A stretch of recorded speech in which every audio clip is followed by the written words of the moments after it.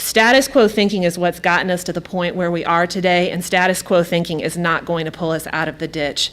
And so that's why I'm so excited, like I said today, that we have folks who are working all over the country in education policy and can bring us some ideas of best practices. First up, I'd like to introduce Whitney Chappa, who is the State Policy Director of K through 12 funding at the Foundation for Excellence in Education. She previously served as the K through 12 budget analyst in Arizona for Governor Jan Brewer, where she helped develop the executive budget recommendations for K through 12 education. While she was in graduate school, she worked in the Nashville public school system, researching early intervention strategies for math disabilities, and she's done a lot of other things, including receiving a bachelor's degree in poli-sci from Arizona State and her master's from Vanderbilt University. So with that introduction, Whitney, I'd like to welcome you up here to talk to us a little bit about best practices that we're seeing in education funding around the country.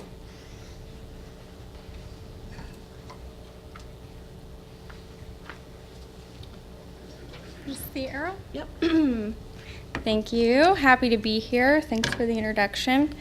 Like she said, I'm going to be presenting the funding, on education funding, and in particular sort of some of the reforms, the funding reforms that Florida put in place that proved to improve student achievement. There we go.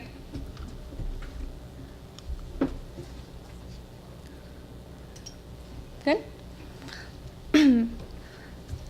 So part of the Florida formula for student achievement it was based on these three principles that were applied to all policies and proved successful. The first is that measurement matters. What gets measured gets done. The second is funding drives behavior. Money changes behavior, and a lot of money changes a lot of behavior. So regardless of how much you're spending, how you spend it is what's important, and that's what we're going to focus on in this presentation. And the third is competition works. Some of my colleagues are going to present more on school choice following me, but implementations of policies that were aligned with these three basic principles led to a significant turnaround in student achievement for all children in Florida across the state. So these are our key principles for education funding.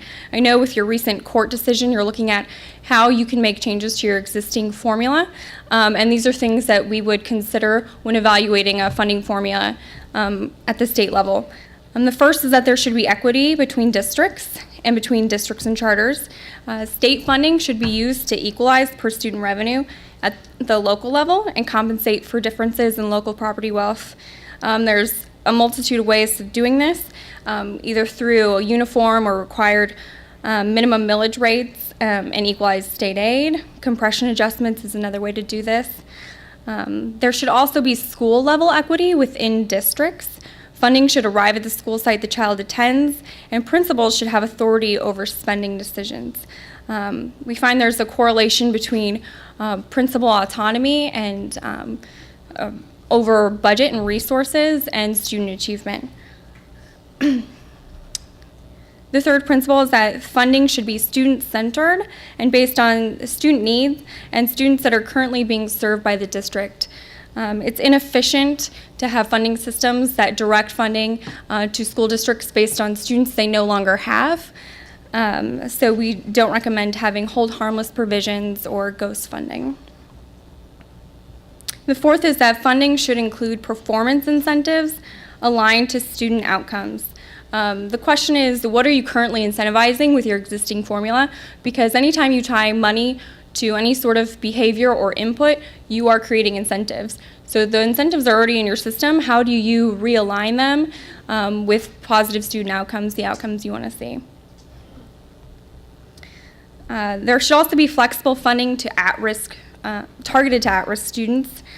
South Carolina has numerous restricted spending categoricals, and expenditure controls often create incentives for inefficient practices that aren't based on student needs. So we recommend providing flexible funding that is targeted to your most needy students, but that principals and districts have flexibility to spend in the most effective and efficient way.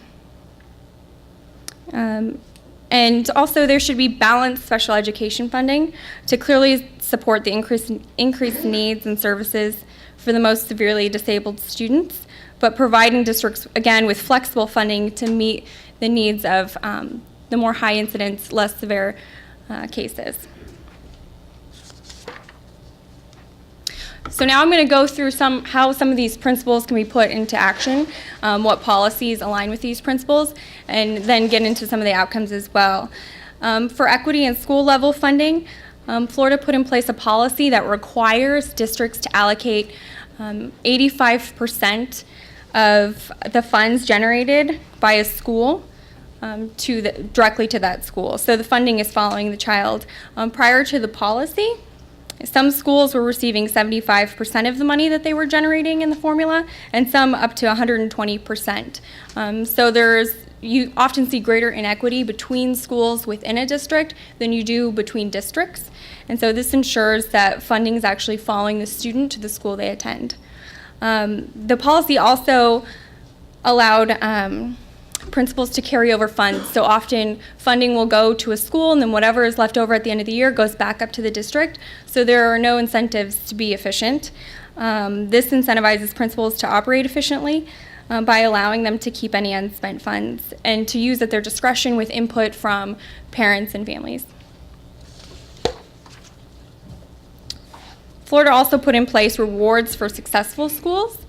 The school recognition program ties per student bonuses to the letter grades. I know South Carolina doesn't currently use the A through F letter grading system for accountability. You do? You also have two, right?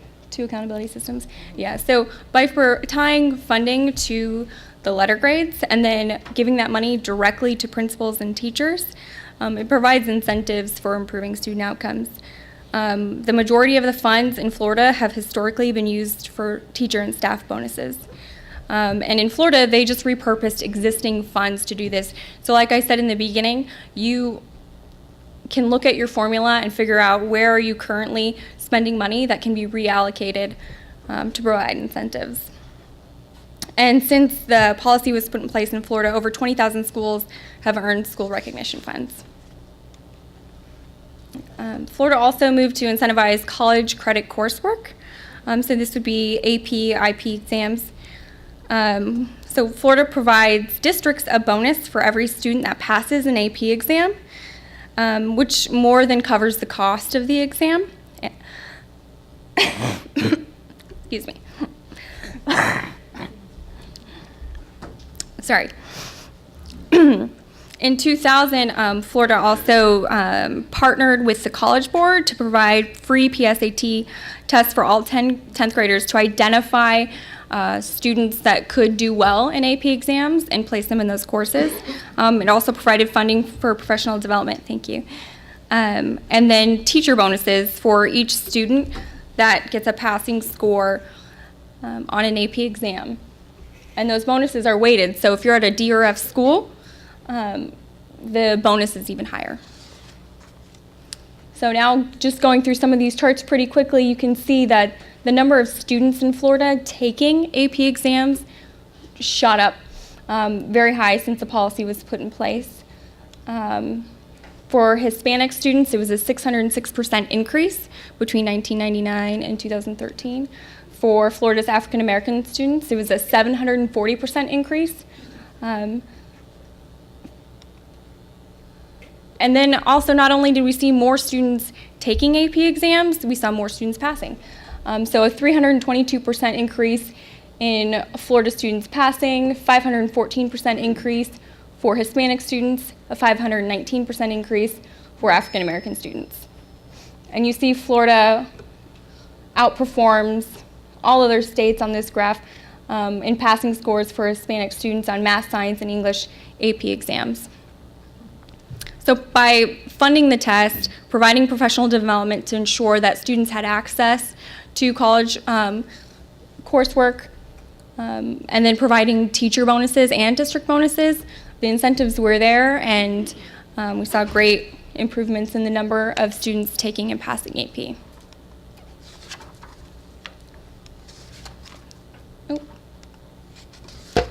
So in addition to incentivizing college courses, Florida also put incentives in place for college or for industry certification. In 2007, Florida began providing school districts a bonus for each student who earned industry certification, and then also, similar to the AP exams, provided a teacher bonus. $50 for each student who earns an industry certification, and $25 for each student who earns an industry certification that does not articulate into college credit.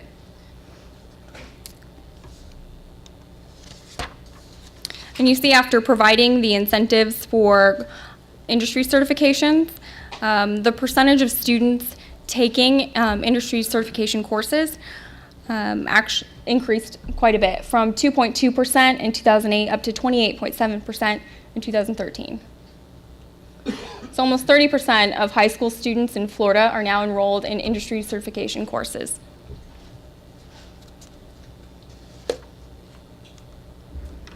The number of students earning certifications also increased during this time period. It was only 803 students in 2008, all the way up to 45,000 in 2013. That's over a 5,000% increase in 6 years. So you see that with a relatively small amount of money, just by aligning it to the outcomes you want, you can see significant changes. We also talked a lot about funding flexibility. Expenditure controls and restricted pots of money often create perverse incentives by aligning funding with poor outcomes or inefficient processes. We recommend that states look at their formulas and see which categorical funding grants they can collapse, and create one flexible grant that is targeted to at-risk students. In Florida, they have one supplemental academic instructional categorical, and it provides flexibility in funding to improve student learning. So instead of only this grant is only available for summer school, they have one grant that they can use wherever it meets the needs of their students. So whether that's summer school or dropout prevention, reading coaches, principals have flexibility. In Florida, this is over $700 million per year. Districts first have to use it on their DNF schools. They have to prioritize students struggling in third grade, students struggling to pass their graduation exams, and then once they use the funding there first, they have flexibility to use it how they see fit.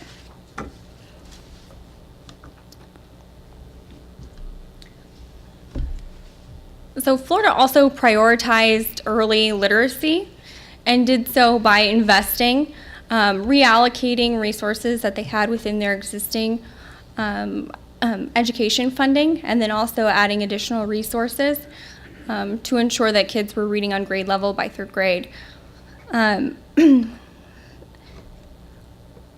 When you guys recently passed Read to Succeed, is that what it's called here in South Carolina? So what Florida did when they first passed the funding for the early literacy policy was look at their existing funding sources. What do we have? How can we spend it? How are we currently spending it? How should we be spending it? What else do we need to do? And what can we co-opt or reallocate? So they looked at all sources, not just what's in the state funding formula, but outside of the state formula, what other state funding sources are there, federal funding sources that can be used for this, and also local. And so what Florida did was they reallocated some of their federal discretionary funds to provide competitive grants for districts for research-based reading programs.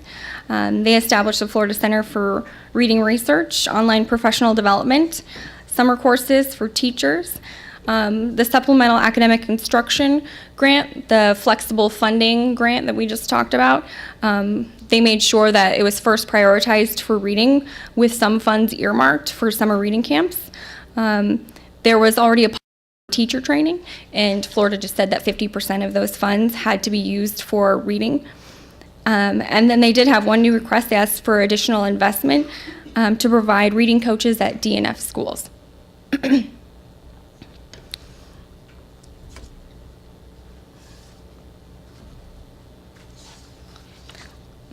So really, I mean, we think that with the recent court decision and your current funding, it's just like Ellen mentioned earlier, it's really looking at how are you currently spending your money, not necessarily how much, and then how can you change your formula to ensure that you're providing the right incentives for the outcomes you want to see. Mm-hmm. Thank you. If at any point you all have questions, we certainly can stop and do that. Yeah. I do have one on the principal autonomy issue. Where has it been tried? Has it been successful? Has it been tried? I talked to a number of principals about the concept a few years ago, and they had a fear that they would have this 85%, and that their administrator would say, well, I want you to spend it this way, and if they didn't, then they would be caught in catch-22, and then help me understand, has it been tried, I guess? Yeah, so the 85% rule in Florida, it's been in place for a while where schools are receiving 85% of the funding they generate. Professional development is also key because in states where principals aren't used to making those decisions, there might be a capacity issue. Also, we see that sometimes principals are a little cautious to have that autonomy because it's close. When you're making those hiring and firing decisions, it's more personal. They work with those people every day. But it's, there are other ways to do it, maybe not necessarily requiring a certain percentage of funds going to the principal, but making a principal, giving the principal authority for all staffing decisions. As we know, most of school budgets is personnel. So just by saying that the principal has authority over hiring and firing gives them essentially the budget control. Mm-hmm.